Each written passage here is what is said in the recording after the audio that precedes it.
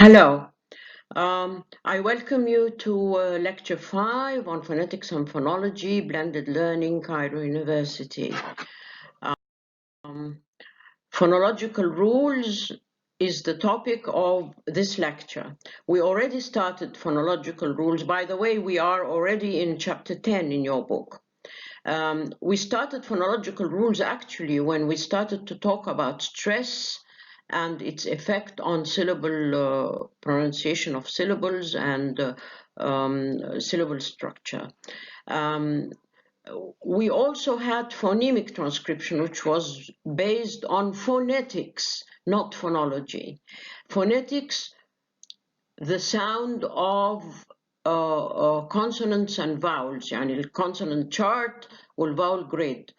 Any symbol taken from these will produce phonemic transcription. يعني phonemic نسبة لإيه؟ لphoneme. Okay. Now أدي كلمة phonemic transcription أهي. We have already described the effect of stress, so we began already phonological rules, but in this lecture we're going to continue talking about phonological rules. هنتكلم على more phonological rules. هنتكلم على assimilation وaspiration وdevoicing وelision وlinking وallophones وكل الحاجات دي. Applying phonological rules هتعمل نوع تاني من الترانسكريبشن اسمه allophonic transcription. phonetic ممكن تسميه allophonic تسميه phonetic، الاتنين واحد، بس ده بيختلف عن الفونيميك ان الفونيميك is very simple whereas the allophonic is more complicated. ليه؟ لأن داخل عليه بقى symbols جديدة اللي هي بتاعت phonological rules. Phonological rules like grammatical rules are descriptive. Descriptive يعني إيه؟ يعني إحنا بناخد كلام native speaker of English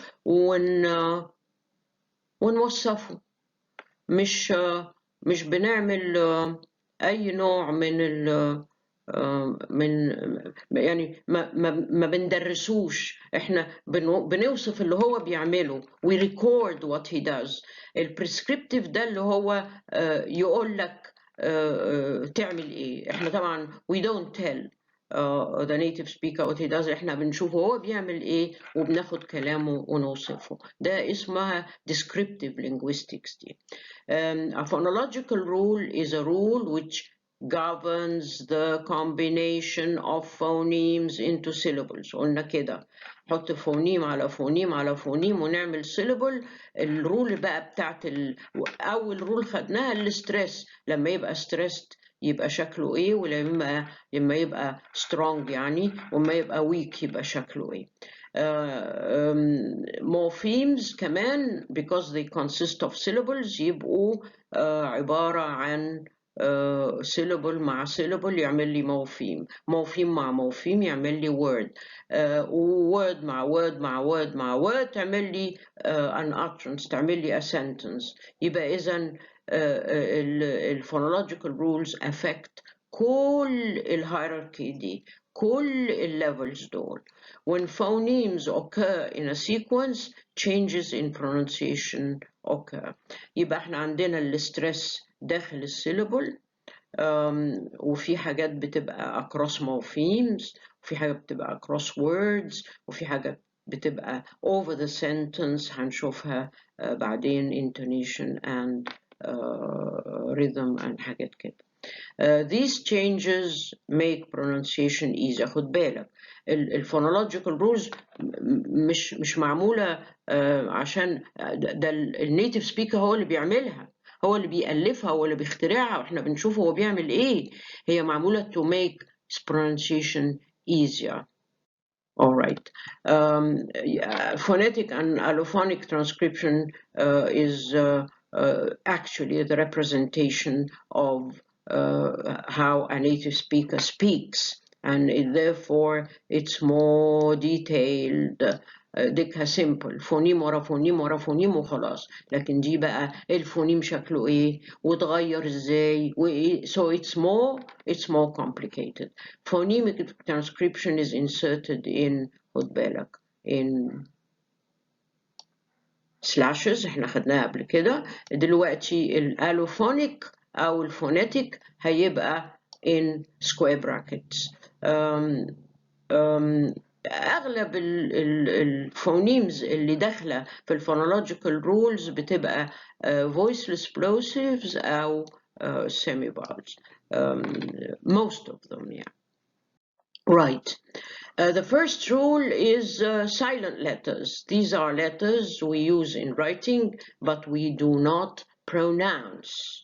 All right, let's look at GH in through, in thought, in right, in neighbor. كل دول ما بننطقش ال GH. Let's look at the B in that ما نقولش debt. without ما بنقولش doubt. وسطل ما بنقولش subtle. alright. ولام comb dumb climb bomb مش bomb. ما فيش bomb دي ما بتتنطقش. plumber اللي هو السباك يعني. طيب نيجي للايه للاس. debris isle شوف ما فيش اس. island ما فيش اس.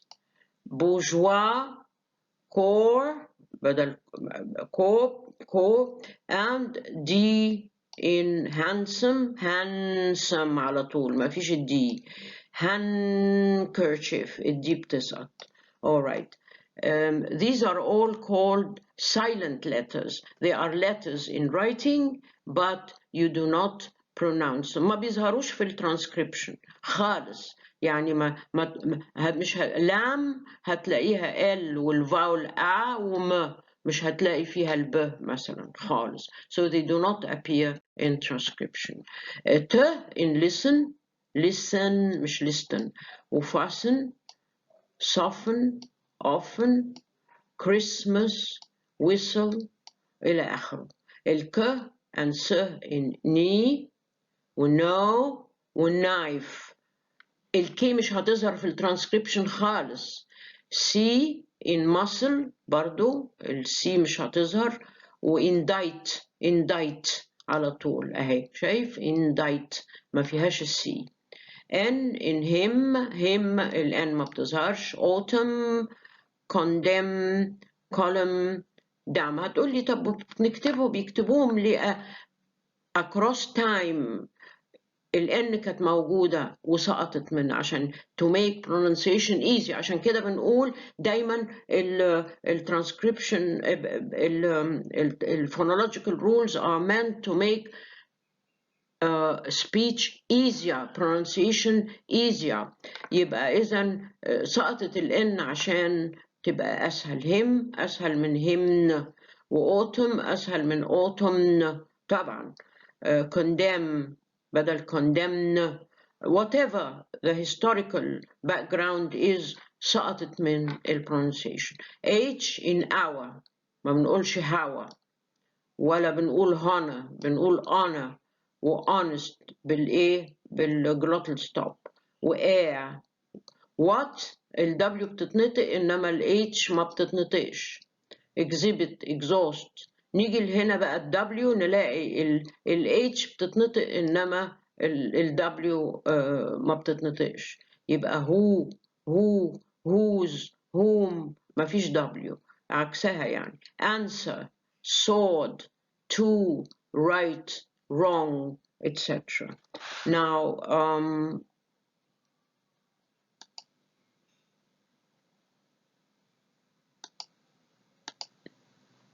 we move on to the post-vocalic R. post-vocalic R in heard. post-vocalic يعني post يعني بعد وفوكاليك صفة من vowel. يبقى بعد الفاول الار بعد الفاول ما تتنطقش. heard فين الار؟ هي طولت الفاول بس. it made the vowel longer. وبيرد وفيرن وتيرن هتلاقي the vowel is always a long vowel. ليه؟ لأن ال R makes the vowel longer بس، إنما ما بتظهرش في الترانسكريبشن. يعني خد مثلا pot، شوف pot short vowel، لما تظهر ال R تبقى pot long vowel. It becomes a schwa في centering diphthongs في يا أهي it becomes a schwa في يا وهي ال R turns into a schwa. وفي التريفثونج هاي برضو the R turns into a diphthong. Similarly post vocalic L نفس الحكاية. It doesn't appear after long vowels. long vowels سواء كان أو كان as in calm أهي arms balm psalm البي برضو silent palm half calf salmon ال هنا silent وchalk. ما فيش حاجة اسمها salmon، اسمه salmon.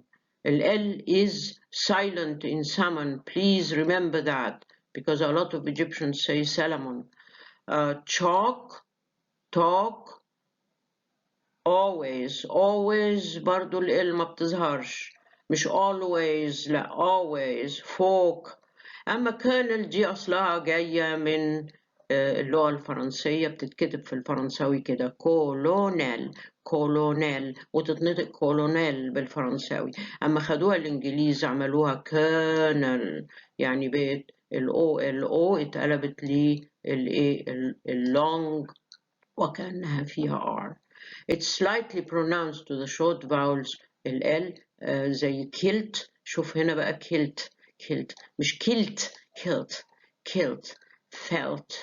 felt built bolt hulk. ال موجودة وهيتعمل لها transcription طبعا، هتبان في transcription بس it's very slightly pronounced. alright. خلصنا silent letters. هنيجي لرول 2 اللي هي assimilation. اسمه في العربي إدغام. assimilation يا إما backward يا إما forward. يعني إيه backward و forward؟ يعني كلمتين قصاد بعض. the across word boundaries. word boundaries يعني from one word to another. word boundaries يعني across two words.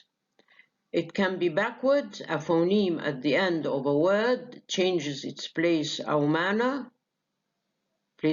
of articulation or voicing to blend into the same feature of the phoneme at the beginning of the following words. يعني كلمتين ورا بعض آخر الكلمة الأولانية يغير يا إما البليس يا المعنى يا الفويسنج عشان يبقى زي الساوند اللي جاي في أول الكلمة التانية. هناخد examples. خد كلمة that، بص الت، وخد كلمة person. that person ما تتنطقش أبدا في السبيتش connected speech that person، تتنطق that person. أهي عاملة لك أنا الترانسكريبشن عشان تبقى العملية واضحة قدامك. تتنطق that person. nice اللي هي الاس دي الفيولا. shop الفيوباليتال يبقى nice shop تتنطق nice shop، تبقى كأنها اتنين الفيوباليتال. يبقى الش دي أثرت في الس وخلتها ش زيها. quite good ما نقولش quite good صعب. quite good شوف دي بقت فيلا زي دي فيلا، يعني دي أثرت في دي، يبقى ده backward.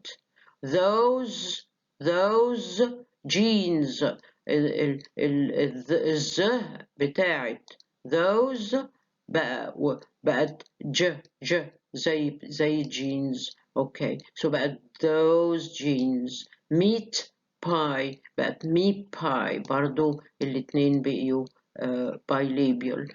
يبقى إذن ده اسمه backward. right. Some speakers of standard English use a glottal stop in place of a final. يعني that person يقولوا that person. أنا مديالكم المثل أهو. That person. This is very British. It was. Felt sick, felt. A glottal stop. Felt sick. Right. Now, a manner of articulation بيتغير أحيانا. Good night. خد بالك دي الفيولا. الاتنين الفيولا بليس ما فيهوش حاجة، والاتنين voiced ما فيش مشكلة. إنما إيه اللي اتغير؟ هيتغير المعنى. دي plosive ودي nasal. هتبقى دي تتقلب nasal زيها برضو. backward assimilation. الforward assimilation نادر على فكرة. good night. بدل ما تقول good night تقول good night أسهل. in person هتقول in person. يعني الام والب الاتنين بقيوا واحدة. النيزل اتقلبت بقت bilabial زي دي. 5 pence في الفويسنج بقى. 5 pence دي voiced ودي voiceless. فالvoiceless بتخلي الvoiced voiceless زيها فتبقى 5 pence. في النطق بجد 5 pence. top gear.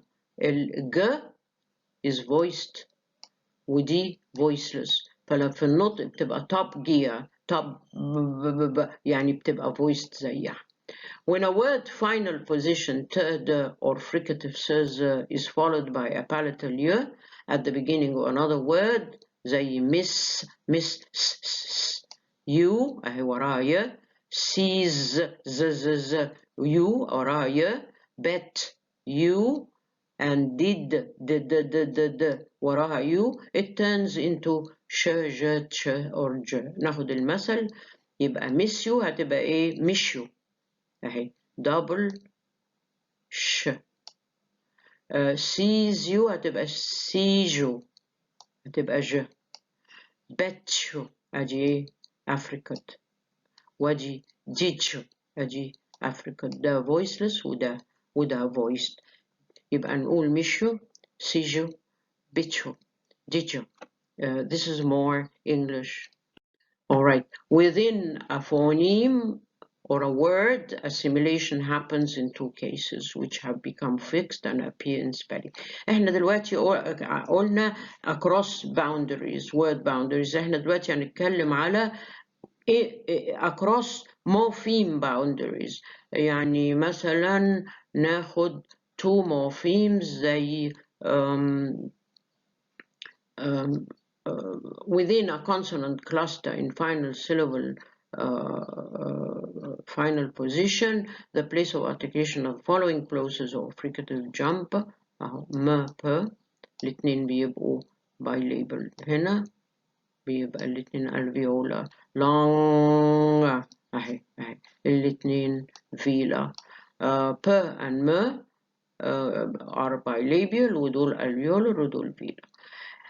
على فكرة العملية دي عندنا موجودة في العربي. يعني أنت لما تقول من قال ما بتقولش من قال، بتقول من فيلا نازل. بتبقى دي بتبقى الفيلا نازل دي اسمها غنة. من قال عشان دي بعديها فيلا يبقى دي تتقلب فيلا. وجوه الكلمة أنجز مش بتقول أنجز لا بنقول أنجز. يبقى دي بتبقى برضو فيلا نازل. يعني الحاجات دي موجودة عندنا في العربي بس احنا بنستغربها في الإنجليزي عشان لغة أجنبية.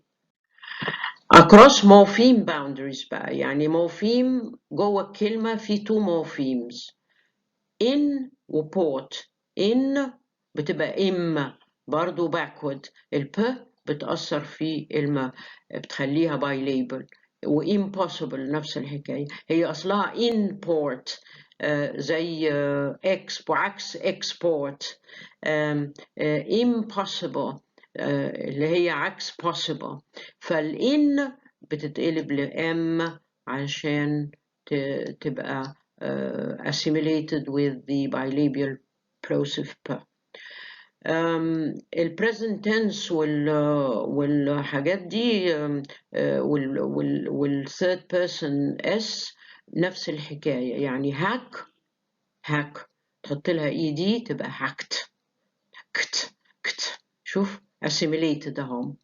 long اهي الاتنين long لا دي log واي دي logged بتبقى فيلا. matched برضو الاتنين بيبقوا voiceless. works برضو الاتنين voiceless. words الاتنين voiced. plays الاتنين voiced. stops الاتنين voiceless. words ending in these sounds take the for plural and third person. watches ده بياخدوا is بقى مش the بس. is بياخدوا is. watch ما نقولش watch نقول watches و judges. أنا عاملة لكم الترانسكريبشن بتاعهم. Mrs. uses. All right. So يا إما ال third person S يا إما تبقى S لما تبقى ورا voiceless plosive أو voiceless sound عموما. يا إما تبقى the إذا كانت ورا voiced يا إما is إذا كانت ورا the أو ch.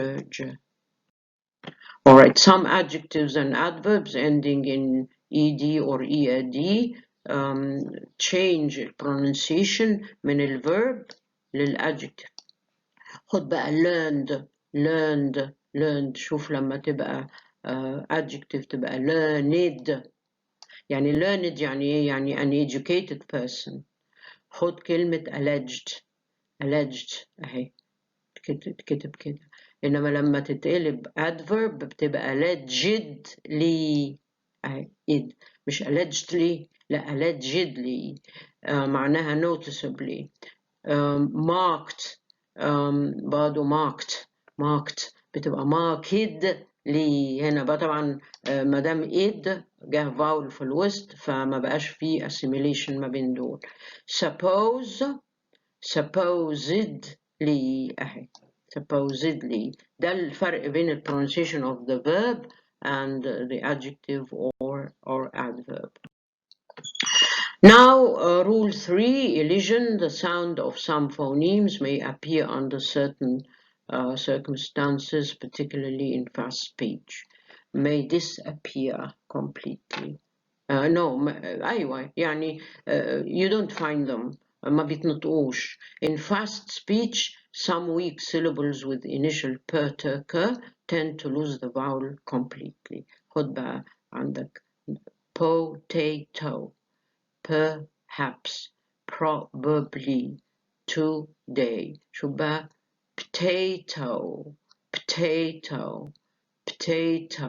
هنا مش po الفاول سقط. perhaps هنا برضو الفاول سقط. today in fast speech مش ممكن هتقولها probably مش probably هنا في syllable بحاله سقط. If the weak syllable contains n, l, the consonant turns syllabic as well. syllabic يعني ايه؟ يعني syllabic n زي وال اللي خدناهم اللي تحتها شرطة. فما police تبقى police. The police arrived at the police على طول in connected speech تبقى كده police. و tonight تبقى night. دي كمان بتتقلب لي syllabic اهي syllabic عشان تبقى في syllable هنا. ما ينفعش ال PL ما فيهاش باول وما تعملش syllable. دي تتقلب syllabic ودي تتقلب syllabic. ولذلك هتلاقي العملية دي ما تتمش غير لما يكون في L أو في N. Right. Now we turn to 3 consonant clusters. 3 plosives or 2 plosives, 1 and 1 fricative. يعني 3 consonants. Word final or cross boundaries. The middle plosive underlined is dropped. Acts, act, ثلاثة acts. Script, scripts. الت سطت هنا الت سطت. Dropped, drop down, drop down, drop down, drop down. شوف في د هنا سقطت. Christmas, Christ mass, Christmas. لا الت هنا سقطت يبقى اسمها Christmas. على طول عارفين Christmas. Across word boundaries the same thing happens in kept, quite, kept الت سقطت. spend money الد سقطت. glimpsed strangers ده كتير قوي بقى. الب بص ام ب س د اس ت ر كتير، فهتقول ايه؟ glimpsed strangers حتى الب تقريبا تكاد تكون برضو مش موجودة. but when a vowel follows there's no elision as in left it على طول بيتلضموا في بعض ويبقوا left it زي كلمة واحدة. spend it على طول بيبقوا تقريبا زي كلمة واحدة. وعلى فكرة في بعض الجمل بتتنطق أو بعض الجمل القصيرة بتتنطق زي كلمة واحدة. told him على طول ال H بتصعد. Okay, these are elisions, elided sounds. In fast speech, some medial syllables are lost as the italicized ones in the necessary. بنقول necessary. بص أسهل، يعني إحنا بنسهل هنا مش بنصعب في connected speech بسرعة. طبعا لو قلت الكلمة لوحدها مش هينفع. necessary إنما لما تقولها in fast speech هتبقى necessary و probably و interesting هتبقى interesting, more interesting مش interesting. More examples are temperature, favorable, miserable, pleasurable, elementary, separate, deliberate, different, restaurant, aspirin. إلى أقول لكم بقيتهم beverage, evening, chocolate, مش chocolate. في syllable بحاول وسقط اللي هو CO. family مش family. naturally, natural لا naturally على طول ال A سقطت.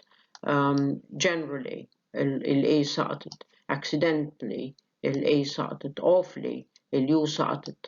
adverbs ending in ically such as physically على طول physically و practically وكل ده للتسهيل. economically, basically, periodically, etc.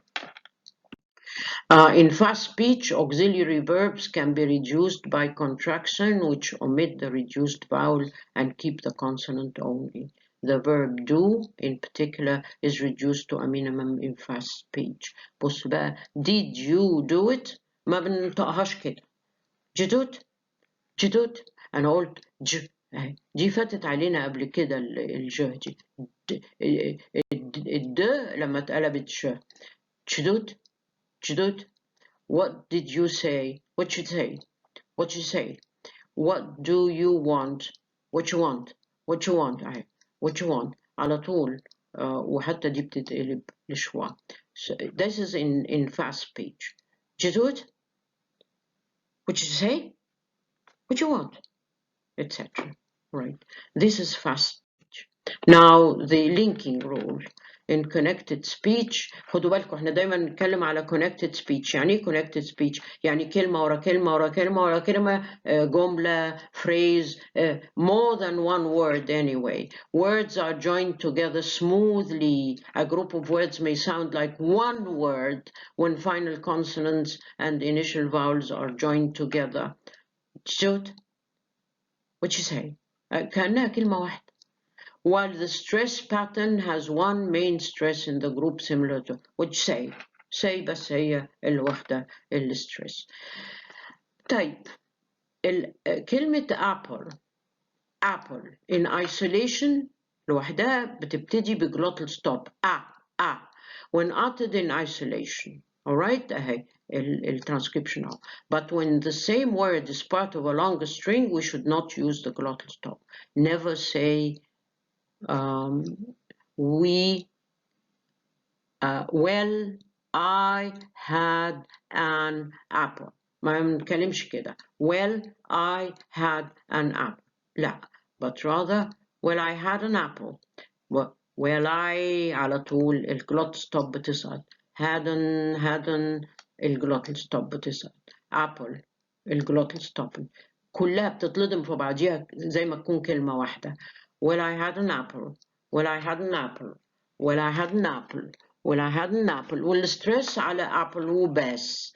يعني كأنها كلمة واحدة واخدة كلمة طويلة زي transformational مثلا واخدة الستريس على آخر syllable.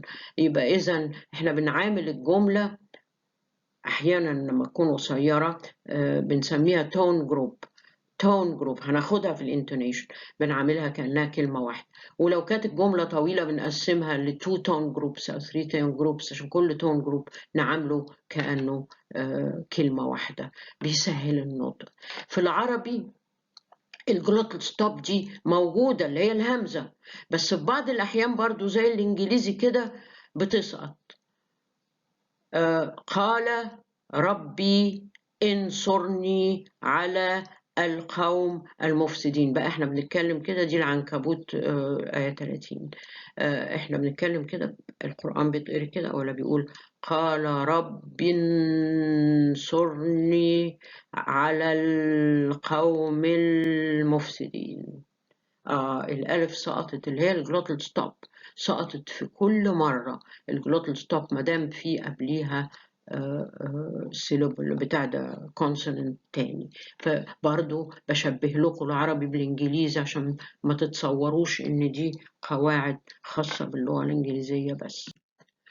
If one word ends in a consonant and the following one begins with a consonant, the two بيجرى لهم إيه بقى؟ واحدة ends in a consonant والتانية ends in a consonant. كل ده مر علينا على فكرة.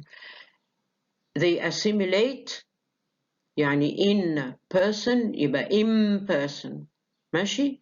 أو or خد بالك or one is elided tell him يبقى tell him ال H is elided. elided يعني تسقط تماما. or الحالة الثالثة they follow each other without releasing the first consonant. تعرفين احنا اتكلمنا على البلوسيفز ان بيحصل فيها تجميع للهواء ورا الكلوجر وبعدين نفتح يحصل البلوجن. البلوجن ده ما بيحصلش في الحالة دي. back door يعني it's not released يعني ايه؟ يعني ما بنقولش back door لا بنقول back door بنقف back door على طول. فده الحالة الثالثة. if the k is released it would sound as if followed by أشوه back door. لا هو مش صحيح. دي على فكرة العلامة دي علامة ungrammatical. لما تشوف العلامة دي قبل أي حاجة اللي هي الستار النجمة معناها ungrammatical سواء كانت جملة أو كلمة أو نطق أو أي حاجة. طيب linking R in spoken British English ال R at the end of a syllable is silent as in فيا شيا دي خدناها. But if the following word begins with a vowel ال R is pronounced. to link عشان كده بنسميهم linking R to link the two vowels. زي ايه مثلا؟ خد بالك هنا عندك كلمة shower ده تريفثون hour of vowel. الار على طول ما دام موجودة في الكتابة تظهر shower of rain. شوف وبيظهر في الترانسكريبشن اهو. ناخد share شيا ده diphthong بينتهي بشوا برضو it's a central diphthong. share in ادي فاول اهو على طول في النطق الار تظهر. sharing the bounty sharing the bounty. fear of ادي ايه الفاول اهو ورا الار اللي اصلا ما بتتنطقش سايلنت خدناها في الدرس بتاع سايلنت نقول fear of. وعلى فكرة they extrapolated the native speakers extrapolated from this rule بأنهم لما extrapolated يعني بيقلدوا القاعدة دي in case of a word which ends in a vowel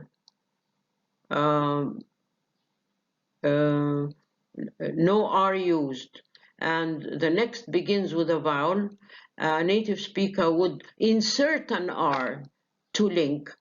He would insert the R to link the two vowels. ناخد أمثلة، الأمثلة دايما بتوضح.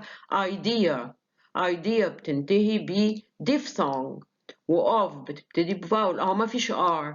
احنا ما بنكتبش idea بالR زي فيا وشيا والحاجات دي. ما فيش بس هو بقى بيعملها زي دي بالظبط، زي فا وزي شا ويروح حاطط idea of. شوف بقى النطق بيبقى عامل ازاي.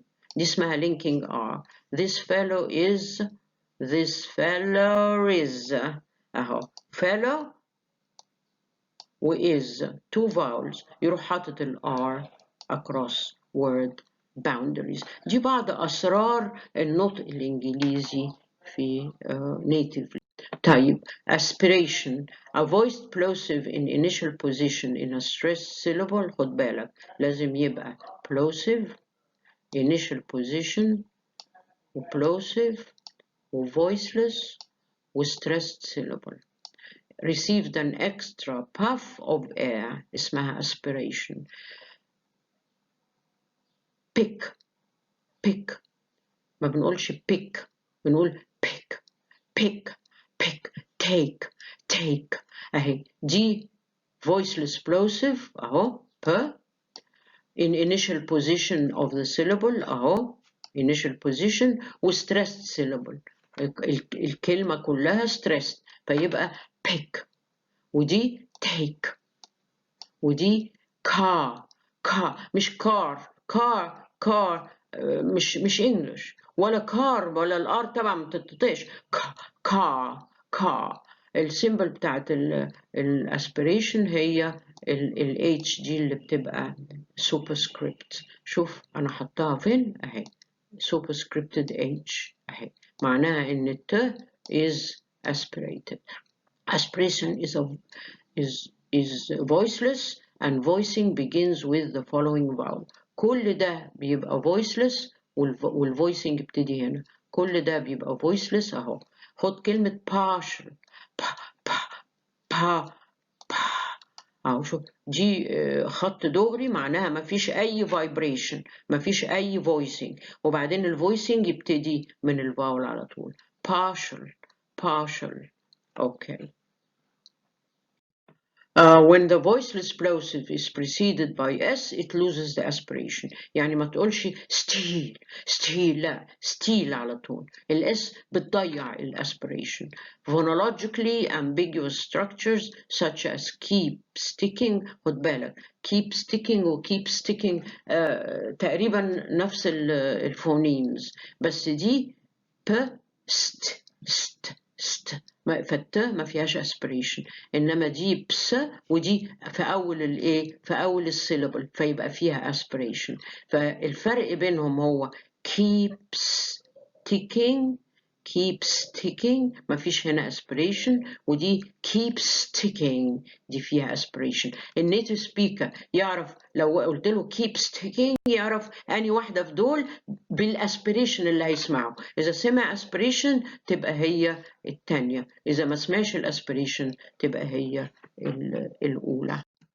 alright ناخد القاعده السادسه devoicing the phoneme L, W, Y, lateral and semivowels are voiced by nature. على الchart they are voiced. In a certain environment they lose the voicing and become devoiced. يعني voiceless معناها انهم في الchart voiceless. انما لما يبقوا voiced في الchart ويجوا في certain environment by a phonological rule ويسقط الvoicing يبقى اسمهم devoiced. زي منزوع الدسم كده، اصلا في دسم ونزعناه. We use the expression voiceless when a sound is normally in a voiceless location on the chart.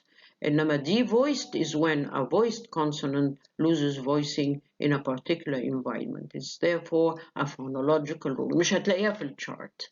نشوف كده p, r, a, pray. All right.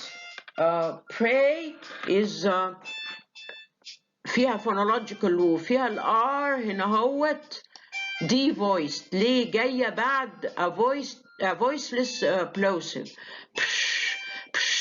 ننطقها pray, pray, pray. It loses the voicing. Right. Now, L, W, R, Y become devoiced following a syllable initial voiceless plosive. If the initial plosive is preceded by S or is found in a weak syllable, the devoicing is lost. يعني straw, straw, ما بنقولش straw, وspray, ما بنقولش spray. الdevoicing بتاع R is lost. Devoicing is represented by a small subscripted أهو ده الساين بتاعت الdevoicing below the symbol. اي حاجه محطوط لها الدوريه دي تحتيها تبقى devoiced. دلوقتي هناخد الالوفونز. Phonemes are not exactly individual. احنا خدنا definition of phonemes. They are individual sounds. دلوقتي هنغيرها ونعملها a family of sounds. ما كانش ممكن ساعتها نقول a family of sounds. هتلاقيها في الجلوسري عندك في الكتاب a family of sounds. ما كانش ممكن نعملها a family of sounds إلا دلوقتي لما نفهم يعني إيه a family of sounds. هو الفونيم ده اسم عيلة، والعيلة فيها أعضاء بس بمنتهى البساطة دي.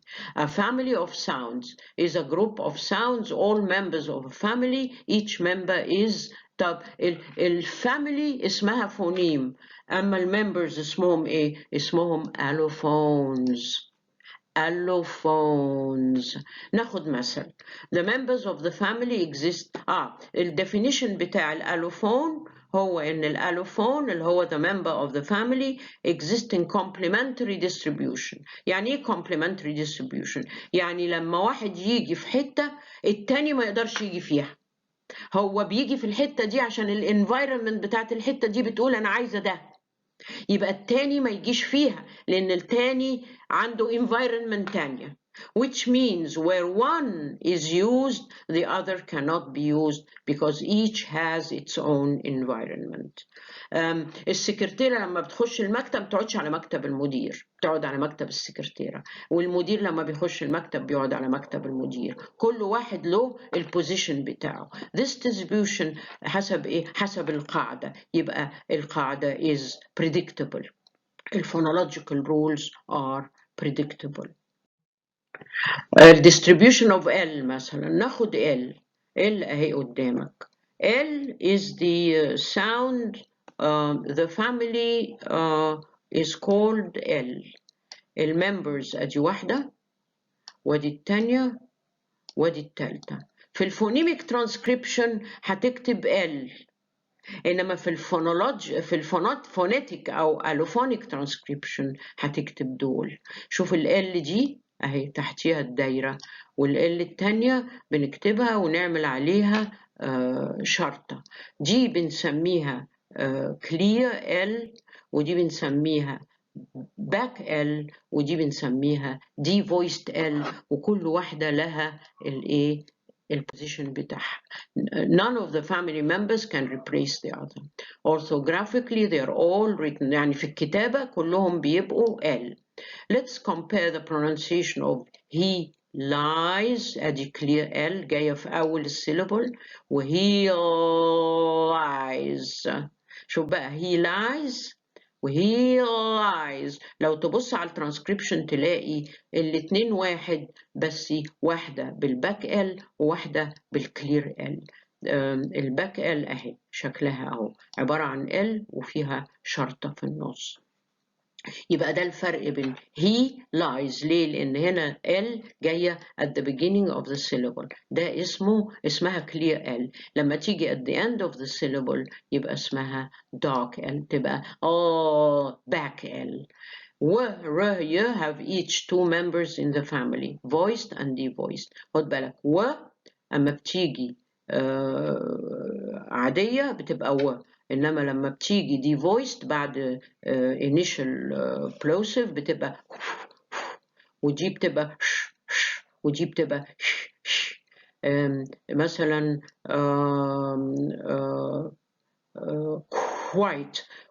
quite ودي pray ودي pray ودي pure وبلاي كمان ال دول بس الثلاثة يعني البلاي اتكلمنا على ال، دلوقتي بنتكلم على الثلاثة semi vowels.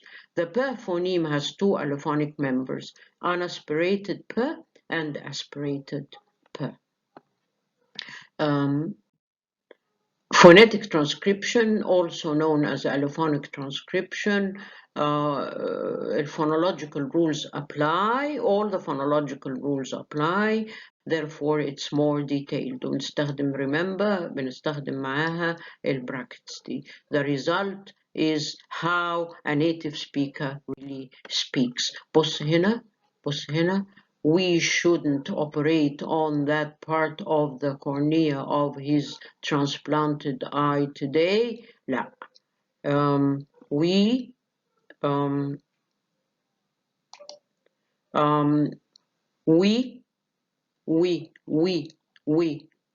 short we shouldn't اهي syllabic n operate دي weak syllable ودي strong syllable. operate on ادي elision اهو on that ادي weak syllable. that part ادي aspiration part of برضو elision حصل هنا اهو of the cornea هي linking R cornea of is ادي elision تاني.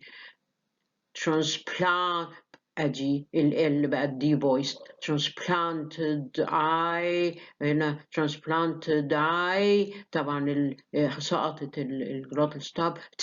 today هنا في elision bar. يعني انا جايبه لكم الجمله دي عشان to represent we shouldn't operate on the part of the cornea of his transplanted eye today. عشان أقول لكم كل phonological rules when they apply in an utterance in a longer stretch of speech. Thank you. This is the end of the lecture.